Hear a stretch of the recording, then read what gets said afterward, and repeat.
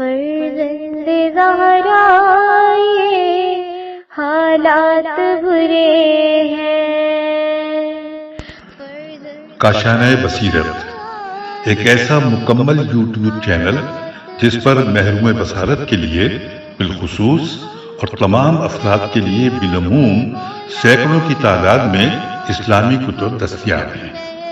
لہذا گزارش ہے کہ آپ اپنی ذمہ داری نبھاتے ہوئے کاشانۂ بصیرت کو سبسکرائب کرنے کے ساتھ ساتھ بیل آئیکن کو پریس کیجیے تاکہ آپ علم کے حصول کے ساتھ ساتھ مذہب اہل بیت کی اشاعت میں بھی اہم کردار ادا کرتے رہیں۔ کاشانۂ بصیرت، کاشانۂ بصیرت، کاشانۂ بصیرت۔ فرزند زہرا یہ حالات برے ہیں۔ بسم اللہ الرحمن الرحیم۔ السلام علیکم۔ یہ کاشانۂ بصیرت یوٹیوب چینل ہے۔ آج ہم آپ کے لیے کتاب خود سازی یعنی تزکیہ اور تہذیب نفس ریکارڈ کر رہے ہیں، جس کی مصنف آیت اللہ ابراہیم امینی ہیں۔ تو آئیے سنتے ہیں اس کتاب کا پارٹ نمبر 4 پیج نمبر 47 سے۔ ان سے کہا جائے گا اگر ہو سکتا ہے تو دنیا میں واپس چلے جاؤ اور اپنے لیے نور کو حاصل کرو۔ قلب روح حدیث میں پیج نمبر 48۔ دین کے رہبروں اور حقیقی انسان کو پہچاننے والوں نے انسان کی روح اور قلب کے بارے میں بہت عمدہ اور مفید مطالب بتلائے ہیں کہ ان میں سے بعض کی طرف یہاں اشارہ کیا جاتا ہے۔ بعض احادیث کے بنا پر قلب اور روح کو 3 گروہ میں تقسیم کیا گیا ہے۔ امام محمد باقر علیہ السلام فرماتے ہیں کہ ہم 3 طرح کے قلب رکھتے ہیں۔ پہلی نوع ٹیڑھا قلب جو کسی خیر اور نیکی کے کاموں کو درک نہیں کرتا اور یہ کافر کا قلب ہے۔ دوسری نوع وہ قلب ہے کہ جس میں ایک سیاہ نقطہ موجود ہے۔ وہ قلب یہ ہے کہ جس میں نیکی اور برائی کے درمیان ہمیشہ جنگ و جدال ہوتی رہتی ہے۔ ان 2 میں سے جو زیادہ قوی ہوگا وہ اس قلب پر غلبہ حاصل کر لے گا۔ تیسری نوع قلب مفتوح ہے۔ اس قلب میں چراغ جل رہا ہے جو کبھی نہیں بجھتا اور یہ مومن کا قلب ہے۔ امام جعفر صادق علیہ السلام اپنے پدر بزرگوار سے نقل کیا ہے کہ آپ نے فرمایا کہ قلب کے لیے گناہ سے کوئی چیز بدتر نہیں ہے۔ قلب گناہ کا سامنا کرتا ہے اور اس سے مقابلہ کرتا ہے، یہاں تک کہ گناہ قلب پر غالب آ جاتا ہے اور وہ قلب کو الٹا اور ٹیڑھا کر دیتا ہے۔ اور امام سجاد علیہ السلام نے ایک حدیث میں فرمایا کہ انسان کی 4 آنکھیں ہیں۔ اپنی 2 ظاہری آنکھوں سے دین اور دنیا کے امور کو دیکھتا ہے اور اپنی 2 باطنی آنکھوں سے ان امور کو دیکھتا ہے جو آخرت سے مربوط ہیں۔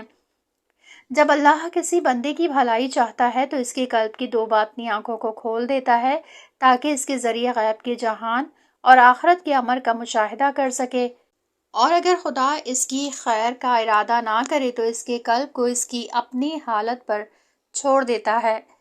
امام صادق علیہ السلام نے فرمایا ہے کہ قلب کے 2 کان ہیں۔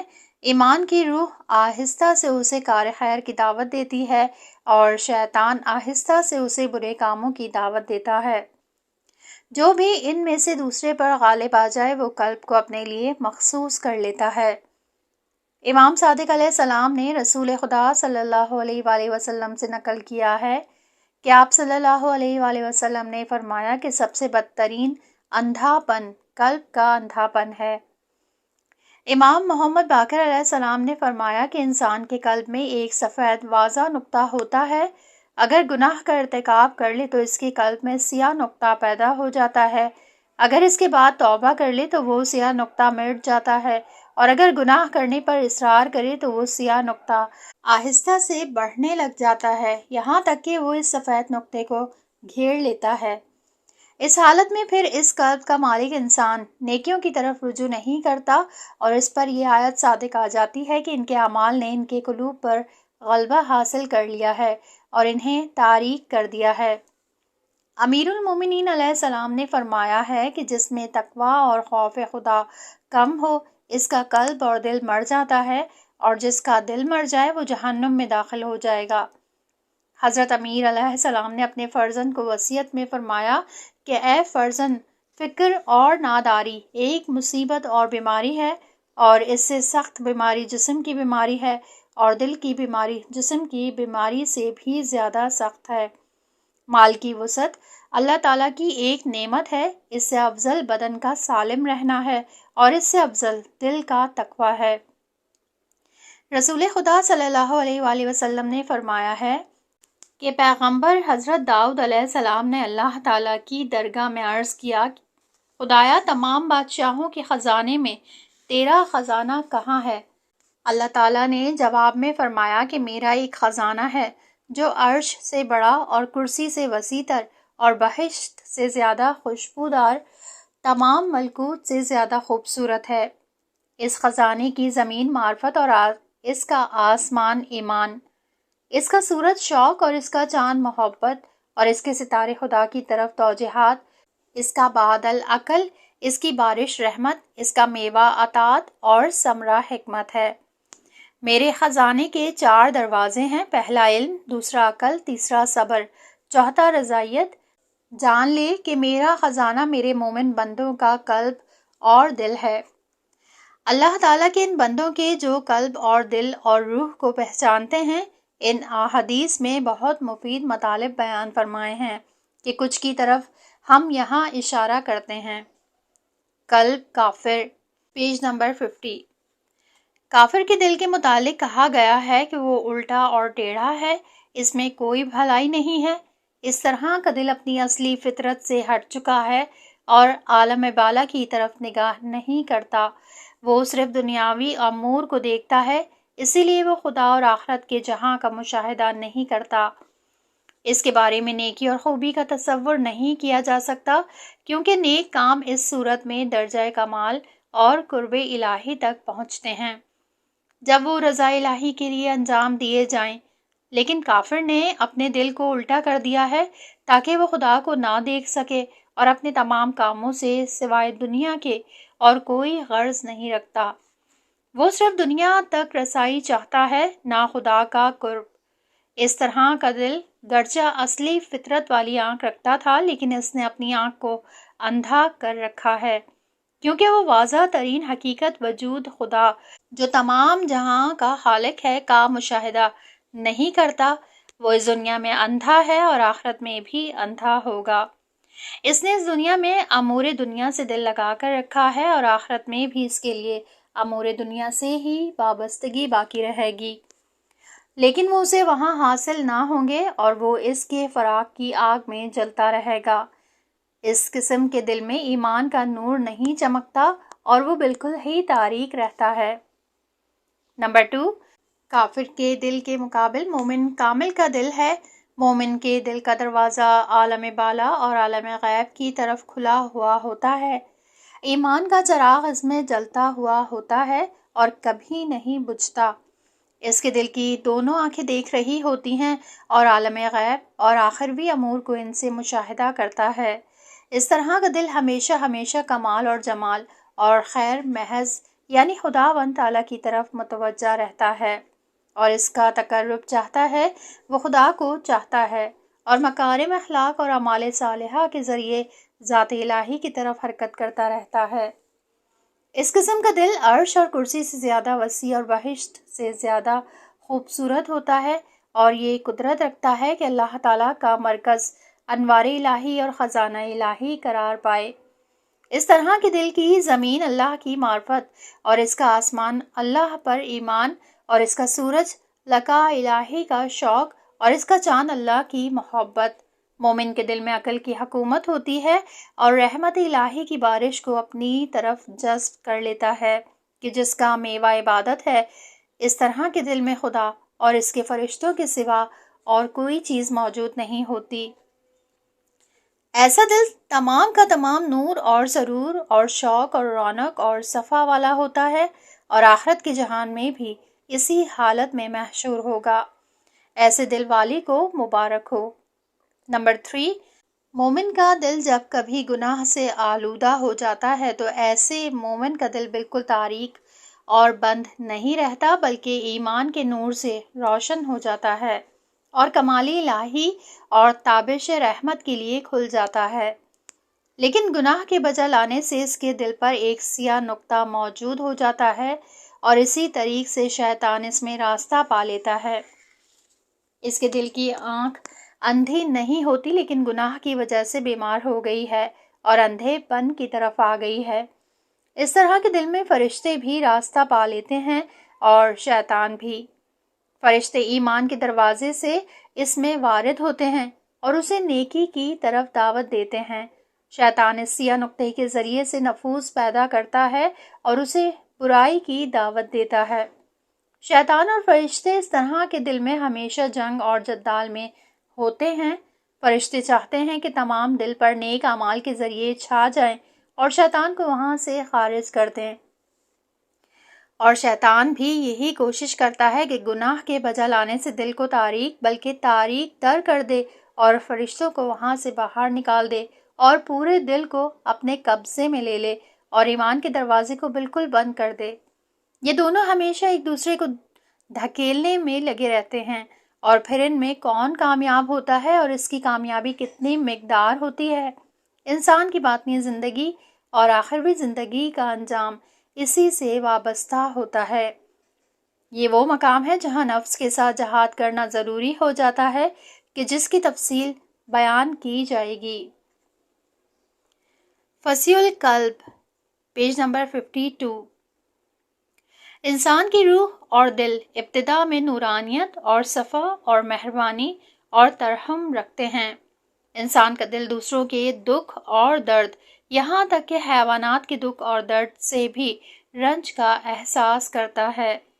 اسے بہت پسند ہوتا ہے کہ دوسرے آرام اور اچھی زندگی بسر کریں اور دوسروں پر احسان کرنے سے لذت حاصل کرتا ہے اور اپنی پاک فطرت سے خدا کی طرف متوجہ ہوتا ہے، اور عبادت اور دعا، راز و نیاز اور نیک اعمال کے بجا لانے سے لذت حاصل کرتا ہے اور گناہوں کے ارتکاب سے فوراً متاثر اور پشیمان ہو جاتا ہے۔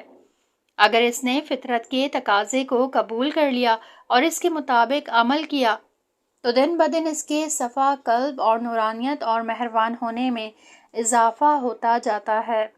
عبادت اور دعا کے نتیجے میں دن بدن عبادت اور دعا اور خدا سے انس و محبت میں زیادہ علاقہ مند ہو جاتا ہے، اور اگر اس نے اپنے اندرونی اور باطنی خواہشات کو نظر انداز کیا اور اس کے مخالف عمل کیا تو آہستہ آہستہ وہ پاک احساسات نقصان کی طرف جانا شروع کر دیتے ہیں، یہاں تک کہ ممکن ہے وہ بالکل ختم اور نابود ہو جائیں۔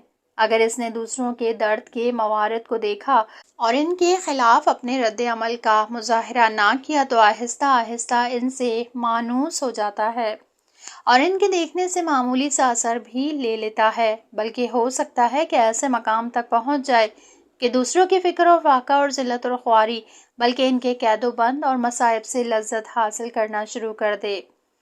انسان ابتدا میں گناہ کرنے پر پشیمان اور ناخوش ہوتا ہے، لیکن اگر ایک دفعہ گناہ کا ارتکاب کر لیا تو دوسری دفعہ گناہ کرنے پر تیار ہو جاتا ہے، اور اسی طرح دوسری دفعہ گناہ کے بعد تیسری دفعہ گناہ کرنے کے لیے حاضر ہو جاتا ہے اور گناہ کرنے کے اصرار پر ایک ایسے مقام تک پہنچ جاتا ہے کہ پھر گناہ کرنے سے پشیمانی کا احساس تو بجائے خود بلکہ گناہ کرنے کو اپنی کامیابی اور خوشی قرار دیتا ہے۔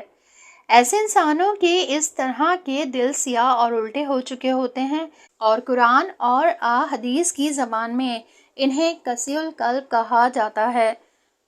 شیاطین نے ایسے دلوں پر قبضہ کر لیا ہوتا ہے اور اللہ تعالیٰ کے مقرر فرشتوں کو وہاں سے نکال دیا ہوتا ہے۔ اس کے نجات کے دروازے اس طرح بند ہو جاتے ہیں کہ اس کے لیے توبہ کرنے کی امید بھی نہیں کی جا سکتی۔ خدا قرآن میں فرماتا ہے کہ جب ہماری مصیبت ان پر وارد ہوتی ہے تو توبہ اور زاری کیوں نہیں کرتے؟ ان کے دلوں پر قساوت طاری ہو چکی ہے اور شیطان نے ان کے برے کردار کو ان کی آنکھوں میں خوش نما بنا دیا ہے۔ نیز خدا فرماتا ہے، افسوس ہے ان دلوں پر کہ جنہیں یاد خدا سے قساوت نے گھیر رکھا ہے، ایسے لوگ ایک واضح گمراہی میں پڑے ہوئے ہیں۔ امام محمد باقر علیہ السلام نے فرمایا کہ ہر مومن کے دل میں ایک سفید نقطہ ہوتا ہے، اگر اس نے گناہ کا ارتکاب کیا اور دوبارہ اس گناہ کو بجا لایا تو ایک سیاہ نقطہ اس میں پیدا ہو جاتا ہے، اور اگر اس نے گناہ کرنے پر اصرار کیا تو وہ سیاہ نقطہ آہستہ سے بڑھنا شروع ہو جاتا ہے، یہاں تک کہ اس کے دل کے سفید نقطے کو بالکل ختم کر دیتا ہے۔ اس وقت ایسے دل والا آدمی کبھی بھی اللہ تعالیٰ کی طرف متوجہ نہیں ہوتا، اور یہی خداوند عالم کے اس فرمان سے کہ ان کے کردار نے ان کے دلوں کو چھپا رکھا ہے مراد ہے۔ امیر المومنین علیہ السلام نے فرمایا کہ انسان کے آنسو قساوت قلب کی وجہ سے خشک ہو جاتے ہیں، اور قلب میں قساوت گناہوں کے اثر کی وجہ سے ہوتی ہے۔ رسول خدا نے فرمایا ہے، 4 چیزیں انسان میں قساوت قلب کی علامتیں ہیں: آنسوؤں کا خشک ہو جانا، قساوت قلب، روزی کے طلب کرنے میں زیادہ حریص ہونا، اور گناہوں پر اصرار کرنا۔ امام سجاد علیہ السلام فرماتے ہیں، اے میرے خدا، میں دل کے سخت ہو جانے سے آپ سے شکایت کرتا ہوں، ایسا دل جو وسوسات سے ہمیشہ تغیر پذیر ہے اور آلودگی اور خشم سے جڑا ہوا ہے۔ میں آپ سے ایسی آنکھ سے شکایت کرتا ہوں جو تیرے خوف سے نہیں روتی اور اس کی طرف متوجہ ہے جو اسے خوش رکھتی ہے۔ پس جو انسان قلب کی سلامتی اور اپنی سعادت سے علاقمند ہے، اس کو گناہ کے ارتکاب سے، خواہ گناہ صغیرہ ہی کیوں نہ ہو، بہت زیادہ پرہیز کرنا چاہیے، اور ہمیشہ اپنی روح کو نیک کاموں، عبادت، دعا اور خدا سے راز و نیاز، مہربانی، احسان اور دوسروں کی مدد، مظلوموں اور محروموں کی حمایت اور خیر خواہی، نیک کاموں میں مدد، عدالت خواہی اور عدالت برپا کرنے میں مشغول رکھے، تاکہ آہستہ آہستہ نیک اعمال بجا لانے کی عادت پیدا کرے اور باطنی صفا اور نورانیت کو حاصل کر لے، تاکہ اس کی روح ملائکہ کا مرکز قرار پائے۔ قلب کے طبیب اور معالج، پیج نمبر 55۔ پہلے بیان ہو چکا ہے کہ دل اور روح بھی جسم کی طرح سالم ہوا کرتا ہے اور بیمار۔ انسان کی آخروی سعادت اس سے مربوط ہے کہ انسان سالم روح کے ساتھ اس دنیا سے جائے۔ ہمارے لیے ضروری ہے کہ روح کی سلامتی اور بیماریوں سے واقف ہوں، ان بیماریوں کی علامات کو پہچانیں تاکہ روح کے مختلف بیماریوں سے مطلع ہوں، ان بیماریوں کے اسباب اور علل کو پہچانیں تاکہ ان بیماریوں کو روک سکیں۔ کیا ان بیماریوں کی پہچان میں ہم خود کافی معلومات رکھتے ہیں یا ان کی پہچان میں پیغمبروں کے محتاج ہیں؟ اس میں کسی شک کی گنجائش نہیں کہ ہم روح کی خلقت اور اس کے اسرار اور رموز سے جو اس موجود ملکوتی میں رکھے گئے کافی معلومات نہیں رکھتے۔ قائد تاہم اپنی روحانی اور باطنی زندگی سے بے خبر ہیں، نفسانی بیماریوں کے اسباب کو اچھی طرح نہیں جانتے اور ان بیماریوں کی علامتوں کی بھی اچھی طرح تشخیص نہیں کر سکتے، اور ان مختلف بیماریوں کا علاج اور توڑ بھی نہیں جانتے، اسی لیے پیغمبروں کے وجود کی طرف محتاج ہیں تاکہ وہ ہمیں اس کے طریقہ کار کی ہدایت اور رہبری کریں۔ پیغمبر روح کے معالج اور ان بیماریوں کے علاج کے جاننے والے ہوتے ہیں، اور اللہ تعالیٰ کی تائید اور الہامات سے روح کے درد اور اس کے علاج کو خوب جانتے ہیں۔ وہ انسان شناسی کی درسگاہ میں بذریعہ وحی انسان شناس بنے ہیں اور اس ملکوتی وجود کے اسرار اور رموز سے اچھی طرح مطلع اور آگاہ ہیں۔ وہ صراط مستقیم اور اللہ کی طرف سیر و سلوک کو خوب پہچانتے ہیں اور انحراف کے اسباب اور عوامل سے واقف ہیں، اسی لیے وہ انسان کی اس سخت راستے کو طے کرنے میں مدد کرتے ہیں اور انحراف اور کجہروی سے روکتے ہیں۔ جی ہاں، پیغمبر اللہ کی طرف سے معالج ہیں کہ تاریخ انسانی میں انہوں نے انسان کی خدمت انجام دی ہے، اور ان کی ایسی خدمات کئی درجے زیادہ بدن کے معالجین سے بڑھ کر کی ہے۔ پیغمبروں نے جوہر ملکوتی روح کو کشف کرتے ہوئے انسانوں کو اس کی پہچان کرائی ہے اور ان کی انسانی شخصیت کو زندہ کیا ہے۔ پیغمبر علیہ السلام تھے کہ جنہوں نے انسانوں کو مکارم اخلاق اور معروف اور معونیات سے روشناس کیا ہے اور قرب الہی کے راستے اور سیر و سلوک کی نشاندہی کی ہے۔ پیغمبر تھے کہ جنہوں نے انسان کو خدا اور جہان غیب سے آشنا اور واقف کیا ہے اور انسان کے تزکیہ نفس اور تہذیب کی پرورش کرنے میں کوشش اور تلاش کی ہے۔ اگر انسانوں میں معونیت، محبت اور عطوفت اور مکارم اخلاق اور اچھی صفات موجود ہیں تو یہ اللہ کے بھیجے ہوئے معالجین کی دائمی اور متسلسل کوشش، بالخصوص خاتم پیغمبر علیہ السلام کی دائمی کوشش کی برکت سے ہیں۔ واقعاً پیغمبر اللہ تعالیٰ کے صحیح اور ممتاز بشریت کے معالج ہیں، اسی لیے احادیث میں ان کے عنوان طبیب اور معالج کے عنوان سے پہچان کرائی گئی ہے۔ امیر المومنین علیہ السلام پیغمبر گرامی کے بارے میں فرماتے ہیں کہ محمد صلی اللہ علیہ وآلہ وسلم چلتا پھرتا طبیب ہے کہ ہمیشہ انسانی روحوں کی طبابت کرنے میں کوشاں تھا اور بیماریوں کے علاج کے لیے مرہم فراہم کر رکھی تھیں اور اسے مناسب مورد میں کام میں لایا تھا۔ اندھی روح اور بہرے کان، گونگی زبان کی شفا دیتے تھے اور دواؤں کو انسانوں پر استعمال کرتے تھے جو حیرت اور غفلت میں غرق آور تھے۔ ان انسانوں کو جو حکمت اور علم کے نور سے استفادہ نہیں کرتے تھے اور حقائق اور معارف الہی کے ناشناس تھے، اسی لیے تو ایسے انسان حیوانات سے بھی بدتر زندگی بسر کرتے تھے۔ قرآن کو روح کے لیے شفا دینے والی دوا بیان کیا گیا ہے۔ خدا ارشاد فرماتا ہے کہ اللہ تعالیٰ کی طرف سے معوذہ نازل ہوا ہے اور قلب یعنی روح کے درد کے لیے شفا ہے۔ نیز خدا فرماتا ہے کہ قرآن میں ہم نے بعض ایسی چیزیں نازل کی ہیں جو مومنین کے لیے شفا اور رحمت ہیں۔ امیر المومنین علیہ السلام قرآن کے بارے میں فرماتے ہیں کہ قرآن کو سیکھو کہ وہ بہترین کلام ہے، اس کی بات میں خوب غور کرو کہ عقل کی بارش روح کو زندہ کرتی ہے، اور قرآن کے نور سے شفا حاصل کرو کہ وہ دلوں کو یعنی روحوں کو شفا بخشتا ہے۔ ایک اور جگہ فرماتے ہیں کہ جو شخص قرآن رکھتا ہو وہ کسی دوسری چیز کا محتاج نہ ہوگا، اور جو شخص قرآن سے محروم ہوگا وہ کبھی غنی نہیں ہوگا۔ قرآن کے واسطے سے اپنے روح کی بیماریوں کا علاج کرو اور مصائب کے ساتھ مٹ بھیڑ میں اس سے مدد لو، کیونکہ قرآن بزرگ ترین بیماری کفر اور نفاق اور گمراہی سے شفا دیتا ہے۔ جی ہاں، قرآن میں آیا ہے کہ پیغمبر اسلام نفوس کے طبیب ہیں، ہمارے درد اور اس کے علاج کو خوب جانتا ہے، اور ایسے قرآن کو لایا ہے جو ہمارے باطنی درد کے لیے شفا دینے کا ضابطہ ہے، اور ہمیں ایسا قرآن دیا ہے۔ اس کے علاوہ کئی اقسام کی باطنی بیماریوں اور ان کے علاج کو پیغمبر علیہ السلام اور ائمہ طہار نے واضح کیا ہے، اور وہ حدیث کی شکل میں ہمارے لیے باقی موجود ہیں۔ لہٰذا اگر ہمیں اپنے آپ کے لیے روح کی سعادت اور سلامتی مطلوب ہے تو ہمیں قرآن اور احادیث سے استفادہ کرنا چاہیے اور اپنی روح کی سعادت اور سلامتی کے طریقے علاج کی مراعات کرنی چاہیے، اور قرآن اور پیغمبر علیہ السلام اور ائمہ اطہار کی رہنمائی میں اپنی روح کی بیماریوں کو پہچاننا چاہیے اور ان کے علاج کے لیے کوشش اور صحیح کرنی چاہیے۔ اور اگر ہم اس امر حیاتی اور انسان ساز میں کوتاہی کریں گے تو ایک بہت بڑے نقصان کے متحمل ہوں گے کہ جس کا نتیجہ ہمیں آخرت کے جہان میں واضح اور روشن ہوگا۔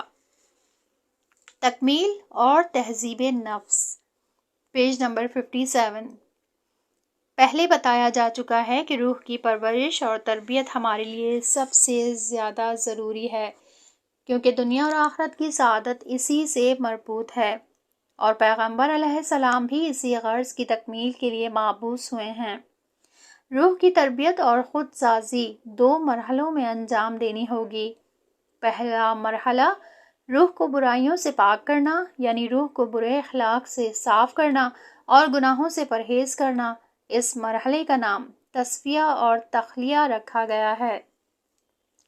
دوسرا مرحلہ روح کی تحصیل علم اور معارف، حقہ، فضائل اور مکارم اخلاق اور اعمال صالحہ کے ذریعے تربیت اور تکمیل کرنا۔ اس مرحلے کا نام تخلیہ رکھا گیا ہے، یعنی روح کی پرورش اور تکمیل اور اسے زینت دینا۔ انسان کو انسان بنانے کے لیے دونوں مرحلوں کی ضرورت ہوتی ہے، اس واسطے کہ اگر روح کی زمین برائیوں سے پاک اور منزہ نہ ہوئی تو وہ علوم اور معارف، حقہ، مکارم اخلاق، عمل صالحہ کی تربیت کی قابلیت پیدا نہیں کرے گا، اور وہ روح جو ناپاک اور شیطان کا مرکز ہو کس طرح انوار الہی کی تابش کا مرکز بن سکے گا۔ اللہ تعالیٰ کے مقرر فرشتے کسی طرح ایسی روح کی طرف آ سکیں گے، اور پھر اگر ایمان اور معرفت اور فضائل اخلاق اور اعمال صالحہ نہ ہوئے تو روح کس ذریعے سے تربیت پا کر تکامل حاصل کر سکے گی؟ لہٰذا انسان کو انسان بنانے کے لیے دونوں مرحلوں کو انجام دیا جائے، ایک طرف روح کو پاک کیا جائے تو دوسری طرف نیک اعمال کو اس میں کاشت کیا جائے، شیطان کو اس سے نکالا جائے اور فرشتوں کو داخل کیا جائے، غیر خدا کو اس سے نکالا جائے اور اشراقات الہی اور افاضات کو اس کے لیے جذب کیا جائے۔ یہ دونوں مرحلے لازم اور مظلوم ہیں۔ یوں نہیں ہو سکتا کہ روح کے تصفیہ کے لیے کوشش کی جائے اور نیک اعمال کو بجا لانے کو بعد میں ڈالا جائے، جس طرح یہ نہیں ہو سکتا کہ باطنی امور کی اہمیت کو نظر انداز کیا جائے اور نیک اعمال بجا لانے میں مشغول ہوا جائے، بلکہ یہ دونوں ایک ہی زمانے میں بجا لائے جانے چاہیے۔ برائیوں اور برے اخلاق کو ترک کر دینا انسان کو اچھائیوں کے بجا لانے کی طرف بلاتا ہے، اور نیک اعمال کا بجا لانا بھی گناہوں اور برے اخلاق کے ترک کر دینے کا موجب ہوتا ہے۔ لہٰذا اس بحث میں ہم مجبور ہیں کہ ان دونوں مرحلوں کو ایک دوسرے سے جدا کریں۔ لہٰذا پہلے ہم تہذیب نفس اور روح کی پاکی کی بحث کرتے ہیں۔ پہلا حصہ، تخلیہ یا تہذیب نفس، پیج نمبر 62۔ اس مرحلے میں ہمیں 3 کام انجام دینے ہوں گے۔ نمبر 1، باطل عقائد اور غلط افکار اور خرافات سے نفس کو پاک کرنا۔ نمبر 2، برے اخلاق اور رذائل سے نفس کو پاک کرنا۔ نمبر 3، گناہوں اور معاصی کا ترک کرنا۔ خرافات اور عقائد باطل عین جہالت اور نادانی ہوتے ہیں اور انسان کی روح کو تاریک کر دیتے ہیں اور صراط مستقیم اور قرب الہی اور تکامل سے منحرف کر دیتے ہیں۔ باطل عقائد رکھنے والے تکامل کے راستے کو نہیں پہچانتے، اسی واسطے گمراہی اور ضلالت کی وادی میں قدم رکھتے ہیں اور یقیناً مقصد تک نہیں پہنچتے۔ جو روح تاریک ہو کس طرح وہ انوار الہی کی تابش کا مرکز قرار پا سکتی ہے؟ اسی طرح برے اخلاق اور ان کے ملکات حیوانی عادات کو تقویت پہنچاتے ہیں اور انسانی روح کو آہستہ آہستہ خاموش اور تنہا ہو جانے کی طرف لے جاتے ہیں۔ ایسا انسان انسانی غرض خلقت جو قرب الہی اور کمال تک پہنچنا ہوتا ہے کبھی نہیں پہنچے گا۔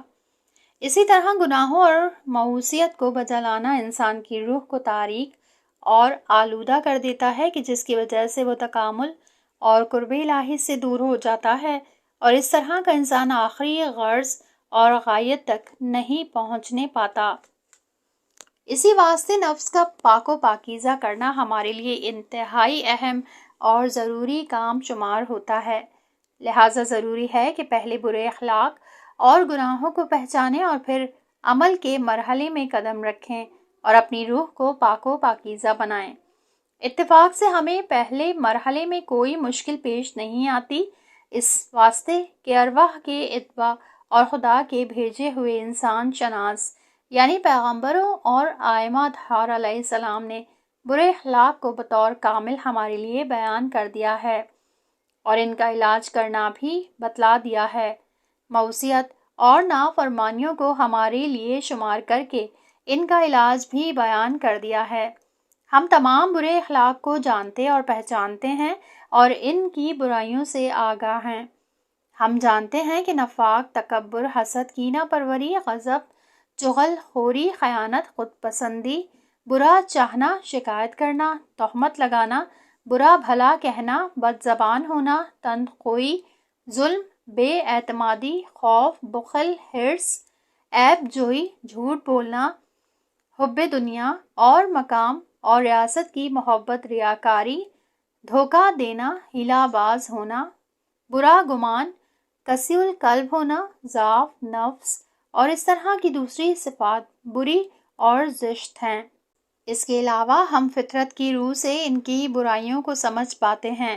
سینکڑوں روایات اور آیات ان کی برائیوں اور کبھی ہونے کی گواہی دے رہی ہیں۔ ہماری احادیث اس کے متعلق اتنی زیادہ ہیں کہ ان میں کسی کمی کا احساس نہیں ہوتا۔ اسی طرح تمام محرمات اور گناہوں کی وضاحت قرآن مجید اور ان کی تشریح اور ان کا عذاب اور سزا احادیث میں موجود ہے۔ غالباً ہم تمام کو جانتے ہیں، لہٰذا برے اخلاق اور صغیرہ اور کبیرہ گناہوں کی پہچان میں ہمیں کوئی مشکل پیش نہیں آتی۔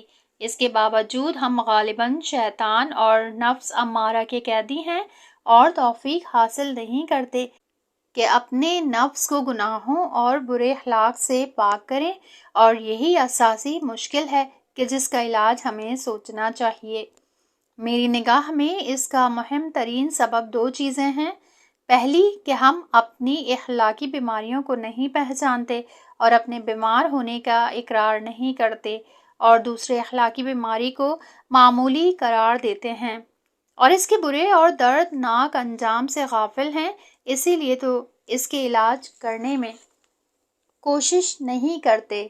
یہی وہ دو مہم سبب ہیں کہ جنہوں نے ہمیں اپنی اصلاح اور تہذیب نفس سے غافل کر رکھا ہے۔ ہمارے لیے ضروری ہے کہ اس میں بحث کریں اور اس کا علاج بتلائیں۔ یہاں اس کتاب کا یہ پارٹ ختم ہوا۔ اگلے حصے میں نیکسٹ پارٹ سنیں گے۔